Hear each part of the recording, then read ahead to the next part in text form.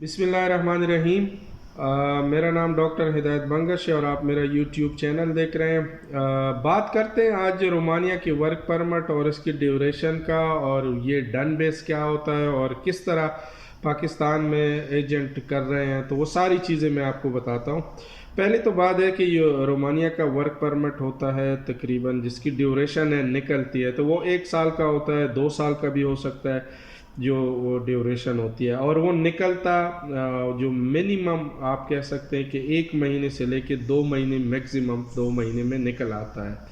तो ये जो आपको वेट कराते हैं, आपसे पैसे लेते हैं बाज़ एजेंट और बहुत से पैसे, तो वो मुझे पता नहीं किस वजह से लेते हैं। दूसरी बात, एक बंदे ने मुझे बताया था, उन्होंने रोमानिया वर्क परमिट के लिए अप्लाई किया था, तो वहाँ पे उन्होंने 3 लाख या 4 लाख रुपए एडवांस जमा किए थे। तो वो एजेंट ने उनसे लिखा था कि भाई नॉन रिफंडेबल है। तो बाकी सही है, नॉन रिफंडेबल है, लेकिन अगर आप वर्क परमिट देंगे तो फिर नॉन रिफंडेबल है। तो उससे का क्या हुआ, उसका ये हुआ कि जो वर्क परमिट आए थे वो कह रहे हैं कि भाई वो फेक थे, तो इसलिए आपके पैसे गए। भाई आप एजेंट हो, आपने फेक ले लिया तो आपकी ज़िम्मेदारी है। तो ये जब भी आप किसी एजेंट से वर्क परमिट कराएं तो उनको नॉन रिफंडेबल की भी वो उससे पूछें कि भाई किस हैसियत से नॉन रिफंडेबल है। मैं अगर फॉर एग्ज़ाम्पल आपको वर्क परमिट दिला रहा हूँ तो नॉन रिफंडेबल उस में होता है कि अगर फॉर एग्ज़ाम्पल मैं वर्क परमिट इशू करता हूँ और आप कहते हो कि नहीं मैंने नहीं जाना है, तो उसके पैसे फिर वापस आपको नहीं मिलेंगे, ये एक अलग बात है। एक होती है कि आपने वर्क परमिट इशू ही नहीं किया, तो उसमें फिर आप किस चीज़ के पैसे ले रहे हो। तो ये डन बेस और वर्क परमिट, जब भी आप जाएं किसी भी एजेंट के पास जाएं, उनसे सारी चीज़ें पहले से तय करें कि भाई क्या मतलब है नॉन रिफंडेबल से और डन बेस से आपका क्या मतलब है। ये ना हो कि आपको बाद में कहें कि भाई काम नहीं हुआ, ऐसे भी एजेंट कर रहे हैं। सॉरी टू से, मैं नाम नहीं ले रहा हूँ, इसलिए नहीं ले रहा हूँ कि क्योंकि आपको पता है ये थोड़ा सा मुझे तो मुनासिब नहीं लगता, लेकिन आप लोगों के समझाने के लिए इसलिए कर रहा हूँ कि जब भी आप रोमानिया की वर्क परमिट कर लेते हैं तो आप ये कहें कि 2 मंथ्स तक उनका वेट करें।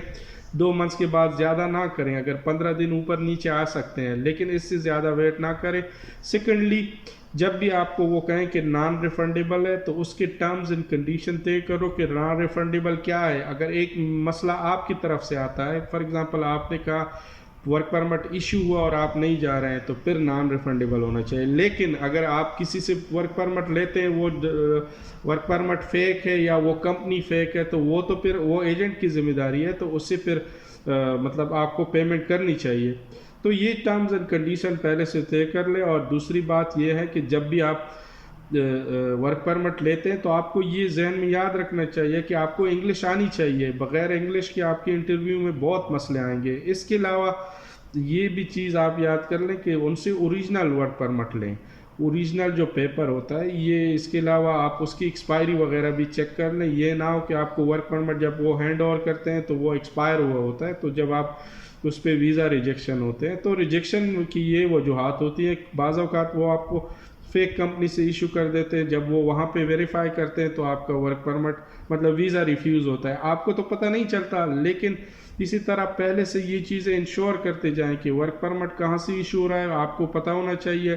तो उसकी बाकायदा चेकिंग हो सकती है, तो आप उसको चेक कर ले कि भाई मेरा वर्क परमिट जेन्युइन है कि नहीं।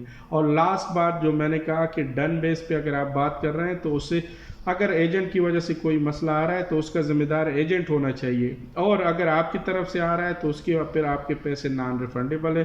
तो ये चीज़ें आप जब भी किसी भी एजेंट से, वो ख्वाह उसका बड़ा ऑफिस हो जो भी है, उससे बात करो तो ये बात पहले से तय करो। क्योंकि मैंने सुना है बहुत से लोगों से कि वो आपसे कागज़ पे दस्तखत लेते हैं कि भाई ये आपका वर्क परमिट हो गया या नहीं हो गया, तो ये नॉन रिफंडेबल है। भाई क्यों नॉन रिफंडेबल है?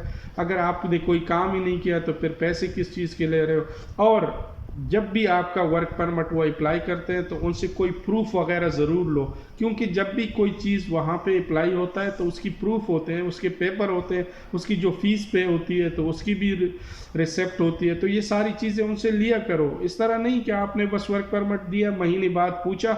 और ऐसी भी एजेंट है जो आपसे जब पैसे लेते हैं ना, जब पैसों लेने की बारी होती है तो वो आपसे बड़े अच्छे अखलाक से मिलते हैं, आपको गले लगाएंगे, चाय पिलाएंगे, पिप्सी पिलाएंगे, लेकिन जब आपका वर्क परमिट का प्रोसेस आप पेमेंट कर देते हो तो उसके बाद वो अच्छी तरह रिस्पांस भी नहीं देते। तो ये सिलेक्शन पहले से किया करो कि भाई उसका फीडबैक लिया करो कि इसने क्या काम किया है कि नहीं है, किसी और से लिया करो। ये ना हो कि आपको वो वर्क परमिट के बहाने 3-4 महीने आपके पैसे फंस जाएंगे, उसके बाद आपको कहें कि भाई ये आ जाए, आपकी ये कटौती हो गई, बाकी आप ले लें।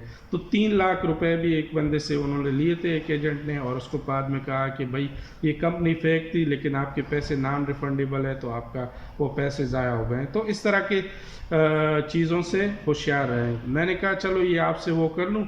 बाकी वर्क परमिट आते हैं बिल्कुल, अभी तक तो आ रहे हैं, उसके बाद कुछ पता नहीं है, क्योंकि 2024 में रोमानिया के रूल चेंज होंगे, तो उसके लिए तो वो बात की बात है लगी, लेकिन अभी वर्क परमिट आ रहे हैं।